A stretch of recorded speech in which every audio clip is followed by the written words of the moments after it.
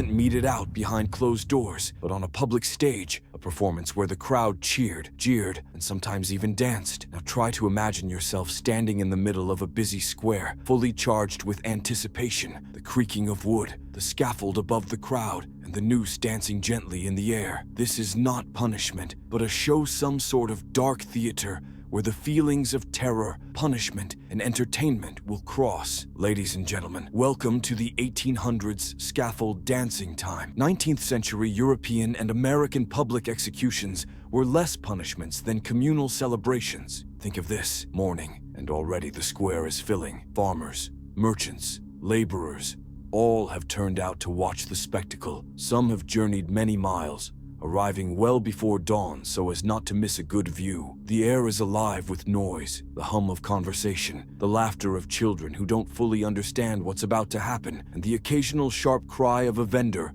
hawking bread, cider, or roasted chestnuts. As the hour approaches, the atmosphere changes. The crowd quiets. All eyes stream forward toward the scaffold. Up the steps, pale and shaking, is led the condemned. Some pray, others say nothing, as if resigned to their fate. The executioner fits the noose. The priest mutters a prayer. The crowd is silent, holding its breath. Then in a moment, it is all over. But what lingers in your mind is not the picture of death. It is the reaction of the crowd. Some cheer, others weep, and many, well, they just stare. Public execution wasn't about punishing a crime, but about making a statement. These were events that the authorities believed served their purpose, innately instilling fear into the hearts and minds, thus deterring others from ever breaking the law in the first place. Yet, there was another layer to it, one not associated with justice at all. Executions became a social event. They became interwoven within the framework of regular community life. An execution to the people of the 1800s was not some macabre duty, but rather a source of amusement. In England, public hangings of notorious criminals,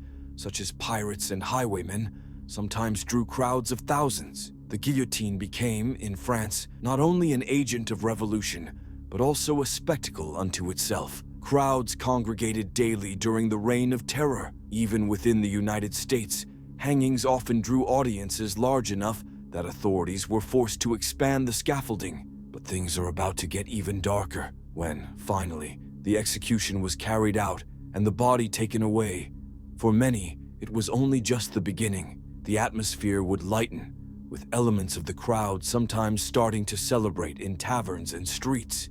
There was laughing and drinking as lively tunes were struck up. The musicians struck up jaunty jigs, playing as people danced in mimicry of the condemned and their last moments. This was not a rare occurrence. The scaffold dance was common enough to earn its name in historical accounts. Can you imagine? A human life has been taken, and this crowning tragedy was turned into a form of entertainment, rejoicing in the very act they had just seen. Why did they do this? Was it their only coping mechanism to deal with the horror of death? Or was something darker at work here?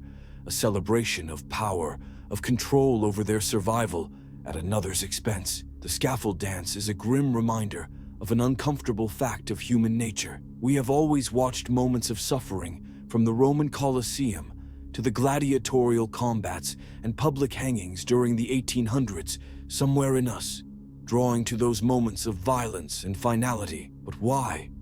Is it fear? Does the sight of punishment doled out to another make us feel safer, more secure? Or is it some deeper, more primordial instinct, a fascination with mortality, a need to witness the extremes of human experience? And here's the thing. It's easy to look back at the 1800s and judge, to say, we're better than that now. But are we really? Think of the ways in which we consume modern media. True crime documentaries, viral public shaming, social media outrage.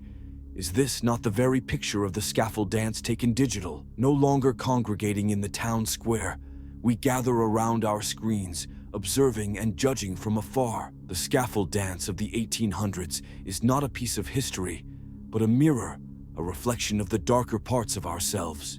But this is where hope should rest. History does not need to repeat itself. Knowing our history often affords us options besides roads taken previously. We could leave a culture of spectacle behind and replace it with a culture of empathy. We can choose instead to lift each other up rather than tear each other down. Because the truth is, fear and control only have power if we give it to them. Empathy is the releasing thread. The scaffold dance is a question. What do we want to create? A society thriving on fear, or one built on compassion? What do you think? We left the scaffold dance behind, or does this particular ghost continue to dance in new forms today? Leave your comments below and let us know what you think.